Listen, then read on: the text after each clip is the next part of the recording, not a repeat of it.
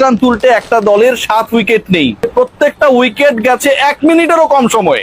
আমার ওই ভাইটার সাথে দেখা করার খুব ইচ্ছা, যিনি ওয়াশরুম থেকে ফেরার পরে এই ডিজাস্টারটা দেখেছেন। সিরিয়াসলি আমি চেষ্টা করব, আমার কমেন্ট বক্সে তিনি লিখেছেন যে এই ঘটনা ঘটেছে, যদি কখনো পারি ওনার একটা সাক্ষাৎকার করবো যে ভাই কেমন লাগলো, আপনি ওয়াশরুমে যাওয়ার পর যে শান্তিটা পেয়েছিলেন, ফেরার পর কি সেই শান্তিটা ছিল আপনার? আমি সত্যি জানতে চাই ওই আরামটা তিনি পেয়েছিলেন কিনা। বাংলাদেশের খেলা এরপর যখনই হবে, ভালো সিচুয়েশনে যখনই বাংলাদেশ থাকবে, আমার ওই প্রিয় ভাই ওয়াশরুমে অন্তত যাবে না, নিশ্চিত থাকুক। বাংলাদেশ দলটাকে নিয়ে এখানে যে যার মতো করে, ছোট বাচ্চারা, আমার মেয়ে ওই ক্লে নিয়ে খেলে, কখনো বাড়ি বানায়, কখনো গাড়ি বানায়, যা খুশি তা বানায়।